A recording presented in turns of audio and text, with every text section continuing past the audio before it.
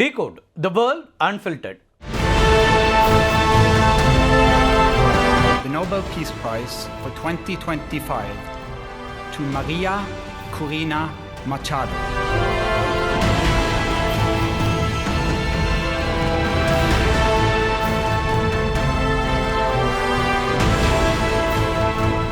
அமெரிக்க அதிபர் டொனால்ட் ட்ரம்போட கனவை தகர்த்து அவர் வெறுக்கக்கூடிய ஒரு நாட்டை சார்ந்த பெண்ணுக்கு அமைதிக்கான நோபல் பரிசை அறிவித்திருக்கிறது நோபல் கமிட்டி. அதை பற்றி தான் இன்றைக்கு டிகோட் பகுதியில் பார்க்க இருக்கிறோம். வெனிசுலா நாட்டுடைய முன்னாள் எதிர்க்கட்சி தலைவர் மரியா கொரினா மச்சோடா இவங்க தான் அந்த பெருமைக்குரிய நபராக தேர்வு செய்யப்பட்டிருக்கிறார். இந்த ஆண்டுக்கான அமைதிக்கான நோபல் பரிசு அவருக்கு வழங்கப்பட்டிருக்கு. அரசியல் நெருக்கடிகள் மற்றும் அச்சுறுத்தல்கள் காரணமாக ஓராண்டாக தலைமறைவு வாழ்க்கை வாழ்ந்து வருகிறார் மச்சோடா. அமைதிக்கான நோபல் பரிசு பெறக்கூடிய 19வது பெண் இவர் அப்படிங்கிறது இதில் குறிப்பிடத்தகுந்த ஒரு அம்சம். மரியா கொரினா மச்சோடா இவர் யார் அப்படிங்கிறத பற்றியும் விரிவாக பார்க்க இருக்கிறோம். வெனிசுலா மக்களுடைய ஜனநாயக உரிமைகளுக்காக நடத்திய போராட்டங்களை அங்கீகரித்து மச்சோடாவுக்கு பரிசு அறிவித்திருப்பதாக நோபல் கமிட்டி தெரிவிச்சிருக்கு. The Nobel Peace Prize for 2025 goes to a brave and committed champion of peace, to a woman who keeps the flame of democracy burning amidst a growing darkness. The Norwegian Nobel Committee has decided to award the Nobel Peace Prize for 2025 to Maria Corina Machado. She is receiving the Nobel Peace Prize for her tireless work promoting democratic rights for the people of Venezuela. தன்னுடைய வாழ்க்கை முழுவதும் துரோகம், சதி, பயணத்தடை, அரசியல் தகுதி இழப்புகள் அப்படின்னு கடுமையாக எதிர்வினைகளை சந்தித்தவர், கடுமையான நெருக்கடிகளை சந்தித்தவர். 58 வயதான மச்சோடா அடிப்படையில் ஒரு பொறியாளர். சமூக சேவையில் மிகுந்த ஆர்வம் கொண்ட மச்சோடா தன்னோட அரசியல் பிரவேசத்திற்கு முன்னாடி 1992ஆம் ஆண்டு ஃபண்டாஷியன் அடினியா அப்படிங்கிற அறக்கட்டளையை நிறுவுறாங்க. இது கராகஸ் நகரில் ஆதரவற்ற தெரு குழந்தைகளுக்கு உதவ தொடங்கப்பட்ட ஒரு அறக்கட்டளை. அதுக்கு பிறகு தேர்தல் கண்காணிப்பு மற்றும் குடிமக்கள் உரிமைகளை ஊக்குவிப்பதற்கான தன்னார்வ சிவில் அமைப்பான சுமோட்டோவை நிறுவுகிறார். இந்த அமைப்பின் மூலமாக தேசிய அரசியலில் கவனம் பெறக்கூடியவராக மாறுகிறார். 2010ஆம் ஆண்டு தேர்தலில் போட்டியிட்டு முதல் முறையாக நாடாளுமன்றம் செல்கிறார் மச்சோடா. அப்போது அவர் தேசிய அளவில் அதிக வாக்குகளை பெற்றவர் அப்படிங்கிற வரலாற்று சாதனையை படைக்கிறார். நாடாளுமன்றத்தில் ஹியூகோ சாவேஸ் மற்றும் நிக்கோலஸ் மடூரோ அரசாங்கங்களுடைய அதிகார மீறல்களுக்கு எதிராக வலுவான விமர்சன குரலாக இருந்தார் அப்படிங்கிறது கவனிக்கத்தக்கது. ஆனால் இது நீண்ட காலம் நீடிக்கலை. 2014ஆம் ஆண்டில் அவர் பதவி நீக்கம் செய்யப்படுறார். 2014 வெனிசுலாவில் அரசாங்கத்திற்கு எதிராக மாணவர்கள் போராட்டம் உச்சத்தில் இருந்துச்சு. அந்த நேரத்தில் மச்சோடா வெனிசுலாவுடைய மனித உரிமைகள் நிலைமை மற்றும் அரசாங்கத்தினுடைய அடக்குமுறைகள் குறித்து ஆர்கனைசேஷன் ஆஃப் அமெரிக்கன் ஸ்டேட்ஸ் மாநாட்டில் பேசணும்னு முடிவு பண்ணுறாங்க. வெனிசுலா அரசாங்கம் அவருடைய நாடாளுமன்ற பதவியை பயன்படுத்தி பேசுவதற்கு அனுமதி மறுக்குது. அப்போ அனுமதி மறுத்த உடனே அவர் அதுக்காக பின்வாங்கிடலை.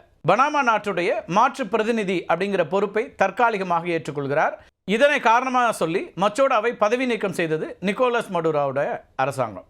2023ஆம் ஆண்டு அதிபர் தேர்தலில் எதிர்க்கட்சி வேட்பாளருக்கான முதன்மை தேர்தலில் வெற்றி பெறுகிறார் மச்சோடா. இந்த தேர்தலில் அவர் 92% வாக்குகளை பெற்று மகத்தான வெற்றியை பெறுகிறார்.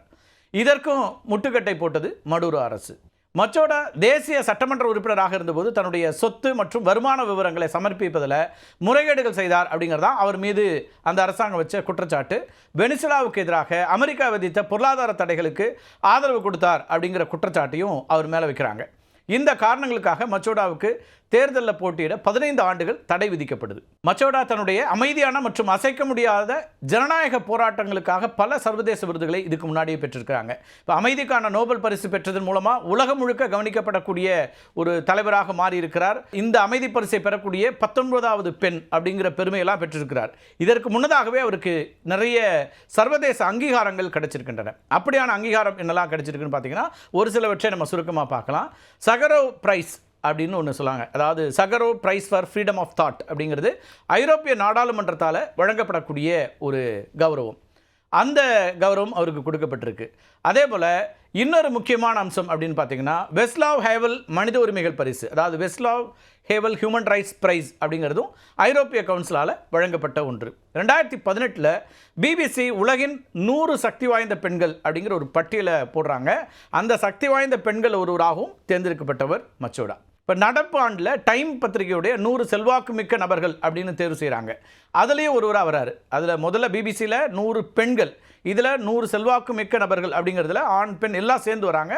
அதில் ஒருவராகவும் தேர்வாகிறார். அதிகாரத்துக்கு அஞ்சாமல் உறுதியோட துணிச்சலோட சர்வாதிகாரத்தை எதிர்த்து போராடுவதால் அவர் வெனிசுலாவுடைய இரும்பு பெண்மணி அப்படின்னு அழைக்கப்படுகிறார். மச்சோடா மடூரோ அரசாங்கத்தினுடைய மிக வெளிப்படையான பல கடுமையான விமர்சனங்களை முன்வைத்திருக்கக்கூடிய ஒரு தலைவர் அப்படின்னு பார்க்கணும். இதனால் மடூரோ அரசாங்கத்தை கவிழ்க்க சதி செய்ததாக கூட அவர் மேலே ஒரு குற்றச்சாட்டு முன்வைக்கப்பட்டிருக்கு. அவருடைய நெருங்கிய பிரச்சார குழு உறுப்பினர்கள், அது மட்டும் இல்லாமல் ஆதரவாளர்கள் பலர் கைது செய்யப்பட்டு சிறையில் அடைக்கப்பட்டிருக்கிறாங்க.